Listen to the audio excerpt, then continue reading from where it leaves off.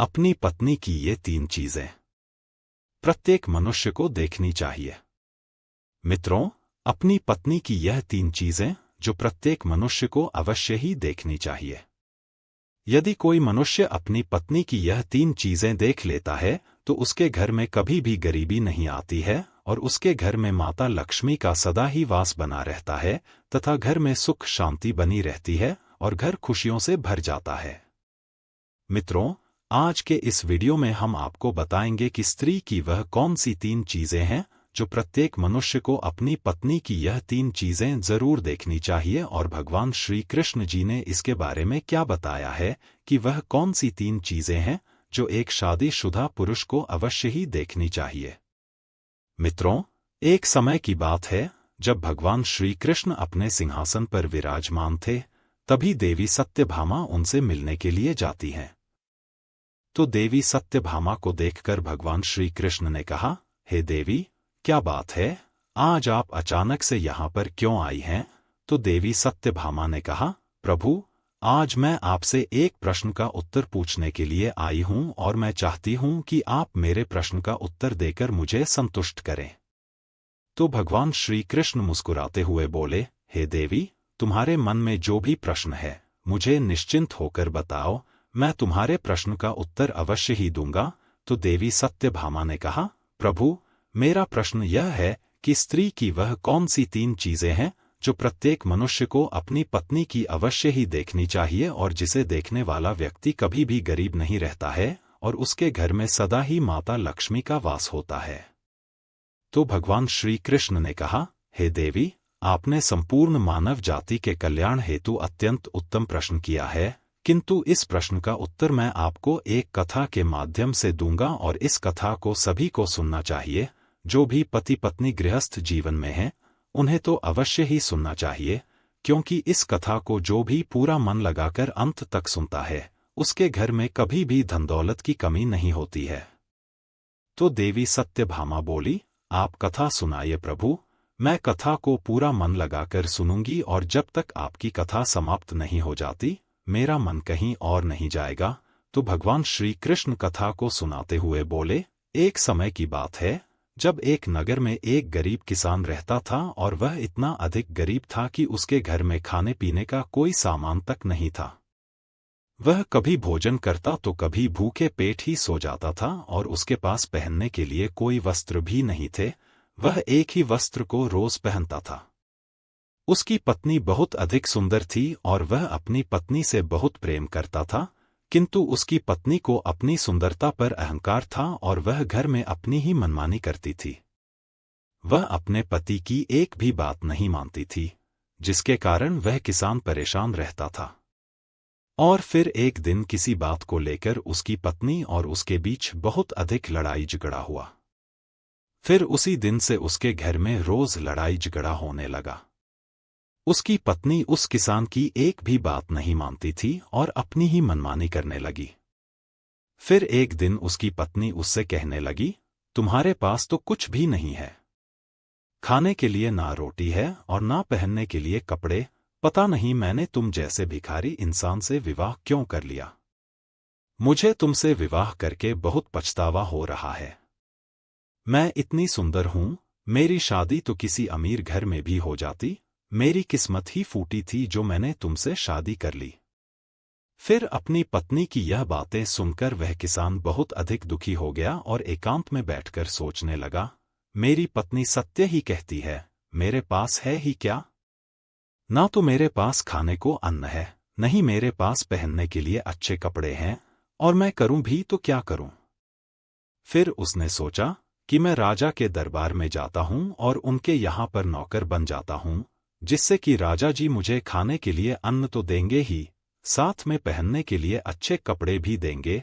फिर इतना सोचकर वह गरीब किसान राजा के दरबार में जाता है। तो राजा उससे कहते हैं, कौन हो तुम और यहाँ क्यों आए हो? तो किसान बोला, महाराज, मैं एक गरीब किसान हूँ और मैं आपके यहाँ पर नौकरी करने के लिए आया हूँ। महाराज, आप मुझे अपने यहाँ चौकीदारी पर रख लीजिए। तो राजा ने कहा, तुम अपनी हालत तो देखो, इतने गरीब हो कि तुम्हें तो यहाँ आने ही नहीं देना चाहिए था।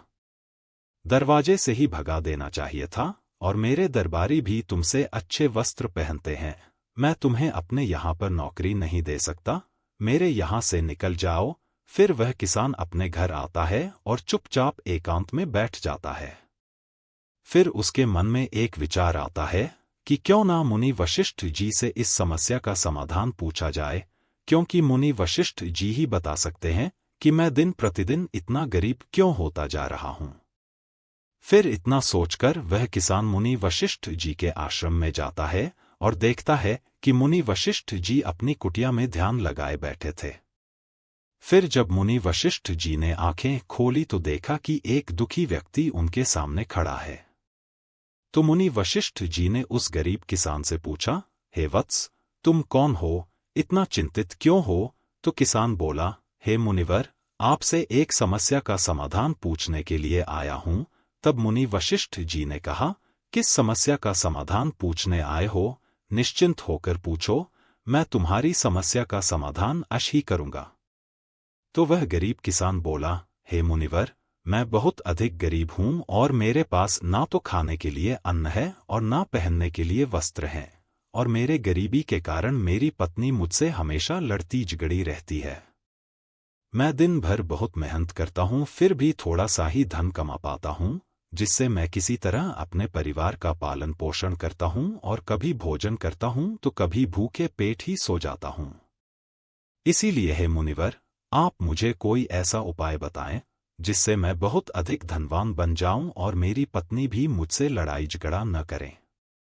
उस किसान की यह बात सुनकर मुनि वशिष्ठ जी ने कहा, हे पुत्र, मैं तुमको 3 चीजें बताने वाला हूं, जिसे प्रत्येक मनुष्य को अपनी पत्नी की अवश्य देखना चाहिए, और अगर कोई भी पुरुष अपनी पत्नी की इन तीनों चीजों को देख लेता है तो उस व्यक्ति को धनवान बनने से कोई भी नहीं रोक सकता है। मुनि वशिष्ठ जी की यह बात सुनकर किसान बहुत प्रसन्न होकर बोला, हे मुनिवर, आप जल्दी से मुझे बताइए कि वह कौन सी 3 चीजें हैं जिन्हें प्रत्येक मनुष्य को अपनी पत्नी की देखनी चाहिए। मैं उन तीनों चीजों के बारे में जानने के लिए बहुत उत्सुक हो रहा हूं। तो मुनि वशिष्ठ जी ने कहा, हे पुत्र, इतनी उत्सुकता ठीक नहीं है, मनुष्य को हमेशा धैर्यवान होना चाहिए। तो चलो, मैं अब तुमको वे तीनों चीजें बता देता हूं, जिन्हें प्रत्येक पुरुष को अपनी पत्नी की उन तीनों चीजों को अवश्य देखना चाहिए। लेकिन मैं तुमको उन तीनों चीजों के बारे में बताने से पहले एक अत्यंत महत्वपूर्ण कथा सुनाना चाहता हूं, जिसे सुनकर तुम्हें उन 3 चीजों के बारे में पता चल जाएगा और तुम भी बहुत अधिक धनवान हो जाओगे। लेकिन तुम्हें इस कथा को पूरी सुनना होगा, तभी तुम्हें अपने जीवन में सुख शांति तथा धन की प्राप्ति होगी। तो किसान बोला, हे मुनिवर, आप कथा सुनाइए, मैं कथा को पूरी अंत तक सुनूंगा। तो कथा को सुनाते हुए मुनि वशिष्ठ जी बोले, एक गांव में एक व्यापारी रहता था और वह अपने गांव का सबसे बड़ा व्यापारी था। और व्यापारी अपनी पत्नी से बहुत प्रेम करता था तथा उसकी पत्नी भी उससे बहुत अधिक प्रेम करती थी। और उनके घर में कभी भी लड़ाई झगड़ा नहीं होता था, इसलिए उसके घर में माता लक्ष्मी का वास था और उसका घर धन दौलत तथा खुशियों से भरा था। उसे अपने व्यापार में हमेशा फायदा ही होता था। व्यापारी और उसकी पत्नी के बीच में इतना अधिक प्रेम होने के कारण उसके पड़ोसी उससे ईर्ष्या करने लगे थे, जिसकी वजह से कुछ स्त्रियां तो व्यापारी की पत्नी से बात तक भी नहीं करती थीं और दिन भर एक दूसरे से उस व्यापारी की पत्नी की बुराई करती रहती थी। उस व्यापारी की पत्नी प्रतिदिन संध्याकाल के समय अपने घर के बाहर एक दीप जलाकर रख देती थी। फिर एक दिन जब वह अपने घर के बाहर दीप जला रही थी, तभी कुछ स्त्रियां वहां से जा रही थीं, तो वह स्त्रियां उससे कहने लगीं, तुम रोज अपने घर के बाहर दीपक क्यों जलाती हो? ऐसा करने से तुम्हें क्या लाभ मिलता है? ऐसा मत किया करो। किंतु वह किसी की बात नहीं सुनती थी और प्रतिदिन अपने घर के बाहर दीप प्रज्वलित करती थी। इस तरह धीरे धीरे कई वर्ष बीत जाते हैं और फिर धीरे धीरे उस व्यापारी के घर में सारा काम उसकी पत्नी की मर्जी से होने लगा और वह किसी का कहना नहीं मानती थी। वह अपने घर को अपने अनुसार चलाती थी और वह उस व्यापारी की भी कोई बात नहीं मानती थी और व्यापारी भी अपनी पत्नी को कुछ नहीं बोलता था। जो वह कहती थी वही करता था, क्योंकि उस व्यापारी को पता था कि यदि मैंने कुछ कहा तो मेरी पत्नी मुझसे लड़ाई झगड़ा करेगी और वह अपनी पत्नी से लड़ाई झगड़ा नहीं करना चाहता था। व्यापारी अपनी पत्नी से इतना अधिक प्रेम करता था कि यदि वह किसी बात को लेकर नाराज भी हो जाती थी तो वह मना लेता था। ऐसा करते करते काफी दिन बीत गए। फिर धीरे धीरे यह बात पूरे नगर में फैल गई और उस नगर के सभी लोग व्यापारी और उसकी पत्नी के इस प्रेम का उदाहरण देने लगे।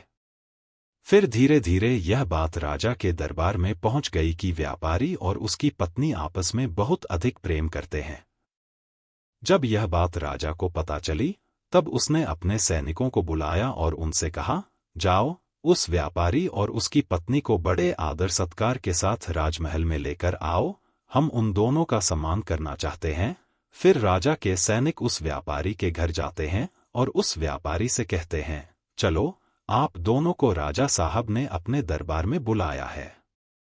फिर जब व्यापारी और उसकी पत्नी राजा के दरबार में पहुंचते हैं तो राजा ने उन दोनों का बहुत ही प्रेम के साथ आदर सत्कार किया।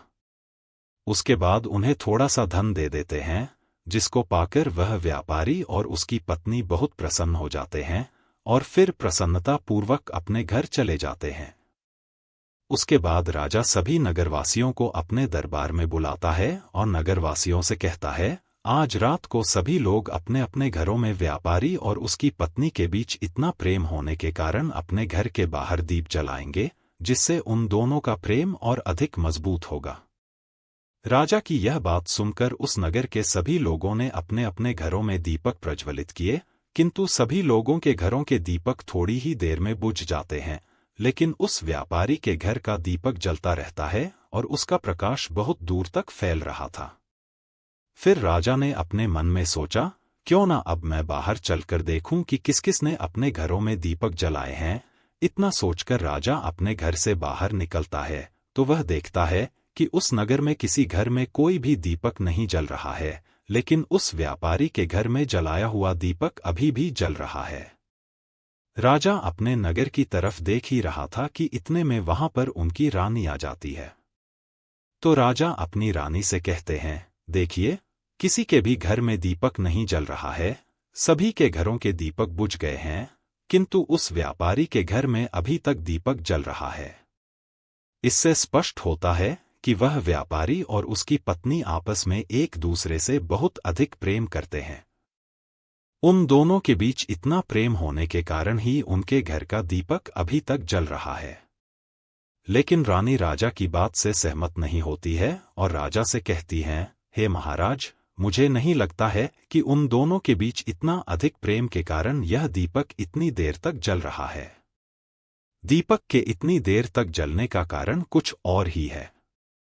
मुझे तो लगता है वह दोनों आपस में इतना अधिक प्रेम नहीं करते हैं, बल्कि वह समाज के सामने केवल दिखावा कर रहे हैं। तो अपनी पत्नी की यह बात सुनकर राजा ने कहा, ठीक है, इसका भी पता चल जाएगा। हम उस व्यापारी और उसकी पत्नी की परीक्षा ले लेते हैं, जिससे पूर्ण रूप से स्पष्ट हो जाएगा कि वह दोनों आपस में प्रेम करते हैं या केवल दिखावा कर रहे हैं। तो रानी ने कहा, ठीक है, पहले उस व्यापारी की परीक्षा लेते हैं कि वह अपनी पत्नी से कितना प्रेम करता है। फिर रानी सैनिकों को बुलाती है और सैनिकों से कहती हैं, उस व्यापारी के घर जाओ और उस व्यापारी से कहना कि महारानी आपसे बहुत प्रेम करती हैं और यदि आप अपनी पत्नी को मार डालोगे तो हमारी महारानी आपसे विवाह कर लेंगी और राजा साहब को बंदी बनाकर कैद में डालवा देंगी और आपको राजा बना देंगी। फिर सैनिक उस व्यापारी के घर जाते हैं और उस व्यापारी से कहते हैं, मुझे रानी साहिबा ने भेजा है और वह आपसे बहुत अधिक प्रेम करती हैं और यदि आप अपनी पत्नी को मार डालोगे तो वह आपसे विवाह कर लेंगी। तो व्यापारी बोला, नहीं, मैं ऐसा नहीं कर सकता। मैं अपनी पत्नी से बहुत अधिक प्रेम करता हूं और जाओ, अपनी रानी से कह देना कि मैं उनके लालच में नहीं आने वाला। वह मुझे चाहे जितना धन दे, किंतु मैं अपनी पत्नी के साथ ऐसा नहीं कर सकता। उस व्यापारी की यह बात सुनकर वे सैनिक राजमहल पहुंच जाते हैं और रानी को उस व्यापारी द्वारा कही गई सारी बातें बताते हैं। उन सैनिकों की यह बात सुनकर राजा ने रानी से कहा, देख लिया, ना आपने कि वह व्यापारी अपनी पत्नी से कितना अधिक प्रेम करता है। अब तो आपको यकीन हो गया कि वह दोनों आपस में बहुत अधिक प्रेम करते हैं। तो रानी ने कहा, महाराज, अभी तो सिर्फ व्यापारी की परीक्षा ली है, अभी तो उसकी पत्नी की परीक्षा लेना बाकी है। तो राजा ने कहा, ठीक है, अब मैं उसकी पत्नी की परीक्षा लेता हूं। फिर राजा सैनिकों से कहते हैं, उस व्यापारी के घर जाओ और इस बार उसकी पत्नी से कहना कि मेरे महाराज आपसे बहुत अधिक प्रेम करते हैं, और यदि आप अपने पति को जान से मार डालेगी तो वह आपसे विवाह कर लेंगे और आपको रानी बना लेंगे, और जो रानी हैं उनको कैद में डलवा देंगे। फिर सैनिक उस व्यापारी के घर जाते हैं और उसकी पत्नी से कहते हैं, हमें राजा साहिब ने भेजा है और वह आपसे बहुत अधिक प्रेम करते हैं, और उन्होंने कहा है यदि आप अपने पति को जान से मार दोगी तो वह आपसे विवाह कर लेंगे और आपको रानी बना देंगे। उन सैनिकों की यह बात सुनकर उसकी पत्नी बोली, ठीक है, राजा साहिब से जाकर कह दो मैं अपने पति को मार डालूंगी। तब सैनिक उससे कहते हैं कि लेकिन राजा साहब को पता कैसे चलेगा कि तुमने अपने पति को मार दिया है। फिर व्यापारी की पत्नी उन सैनिकों से कहती है, संध्याकाल के समय जो दीपक मैं प्रतिदिन जलाती हूं, उसके थोड़ी देर बाद मैं अपने पति को मौत के घाट उतार दूंगी, और राजा साहब को संध्याकाल का वह दीपक बुझाकर इशारा दे दूंगी। जब वह दीपक बुझ जाएगा तो समझ जाना मैंने अपने पति को मार दिया है। उस व्यापारी की पत्नी की यह बात सुनकर सैनिक बहुत हैरान हो जाते हैं और राजा के दरबार में पहुंच जाते हैं। फिर राजा से कहते हैं, राजा साहिब, उस व्यापारी की पत्नी तो अपने पति को जान से मारने के लिए तैयार है। उसने कहा है कि मैं संध्याकाल के समय दीपक जलाने के कुछ समय बाद अपने पति को जान से मार दूंगी, और जब मेरे पति की मौत हो जाएगी तो मैं दीपक को बुझा दूंगी, जिससे तुम्हारे महाराज को पता चल जाएगा कि मैंने अपने पति को मार दिया है। सैनिकों की यह बात सुनकर राजा बहुत आश्चर्यचकित हुए। फिर रानी ने राजा से कहा, देख लिया ना आपने, मैंने तो पहले ही कहा था कि यह केवल समाज के सामने दिखावा करते हैं और यह आपस में इतना अधिक प्रेम नहीं करते हैं। फिर राजा ने उन सैनिकों से कहा, जल्दी जाओ और उसे अपने पति को मारने से रोक दो, और उससे कहना कि महाराज आपकी परीक्षा ले रहे थे। सच में ऐसा कुछ मत करे। तो सैनिक जल्दी से उसके घर जाते हैं और देखते हैं कि उसने तो अपने पति को दिन में ही मौत के घाट उतार दिया है। तब वे सैनिक बहुत अधिक क्रोधित होते हैं और उससे कहते हैं, तुमने तो हमसे कहा था कि तुम अपने पति को संध्या काल के समय मारोगी, किंतु तुमने इसे अभी क्यों मार डाला? तो व्यापारी की पत्नी ने कहा, मुझे तो अपने पति को पहले से ही मारना था, मैं इसे बहुत पहले ही मारना चाहती थी, किंतु मुझे कोई सही मौका नहीं मिल रहा था, और आज सही मौका मिल गया था, इसलिए मैंने अपने पति को मौत के घाट उतार दिया। अब आप लोग अपने राजा साहिब से जाकर कह दो कि मैंने अपने पति को मार दिया है, अब वह मुझसे विवाह कर लें और मुझे रानी बना ले। तो सैनिकों ने कहा, तुम्हारे साथ बहुत गलत हुआ है, तुमने लालच में आकर अपने पति की हत्या कर दी, किंतु हमारे राजा साहिब आपसे प्रेम नहीं करते हैं, बल्कि वह तो तुम दोनों के बीच कितना प्रेम है यह जानने के लिए तुम्हारी परीक्षा ले रहे थे, जिसमें तुम्हारे पति पास हो गए थे, किंतु तुम फेल हो गई और अब तुम कहीं की नहीं रही, ना घर की ना घाट की। मित्रों, फिर कथा को आगे बताते हुए भगवान श्री कृष्ण देवी सत्यभामा से कहते हैं, हे देवी, अब मैं तुम्हें बताता हूं कि वह कौन सी 3 चीजें हैं जो प्रत्येक मनुष्य को अपनी पत्नी की अवश्य ही देखनी चाहिए। तो सुनो। पहली चीज, अपनी पत्नी की यह देखनी चाहिए कि पत्नी कहाँ आ रही है और कहाँ जा रही है, तथा किससे मिल रही है और किससे बातें कर रही है। जो भी व्यक्ति अपनी पत्नी की इन चीजों को देखता है तो उसके घर में कभी लड़ाई झगड़ा नहीं होता है और उसके घर में सुख शांति बनी रहती है। और दूसरी चीज, प्रत्येक मनुष्य को अपनी पत्नी की यह देखनी चाहिए कि उसकी पत्नी की बोली भाषा कैसी है, वह प्रेम से बात करती है या नहीं और अपने पति की बातें मानती है या नहीं, क्योंकि जो स्त्रियां अपने पति की बात नहीं मानती हैं और हमेशा अपनी ही मर्जी से सारे काम करती हैं, ऐसी स्त्रियां घर में क्लेश का कारण बनती हैं। प्रत्येक पुरुष को अपनी पत्नी की तीसरी चीज यह देखनी चाहिए कि वह किसी पराये मर्द से तो संबंध नहीं रखती है, क्योंकि जो स्त्रियां शादीशुदा होने के बाद भी पराये मर्दों से संबंध रखती हैं, ऐसी स्त्रियां जीवन में कभी सुखी नहीं रहती हैं और पति के होते हुए भी उनके जीवन में सदा दुख ही दुख रहता है। इसीलिए, हे देवी, प्रत्येक स्त्री को एक पतिव्रता जीवन जीना चाहिए और पराये मर्दों के साथ संबंध नहीं बनाना चाहिए, क्योंकि एक पतिव्रता स्त्री घर को स्वर्ग बना देती है और जो स्त्रियां पतिव्रता जीवन जीती हैं, उनके जीवन में कभी धन दौलत की कमी नहीं होती है और उनके घर में सदा ही माता लक्ष्मी का वास रहता है। मित्रों, आपको यह कथा कैसी लगी, हमें कमेंट्स करके जरूर बताएं। तो बोलो जय श्री कृष्णा, राधे राधे।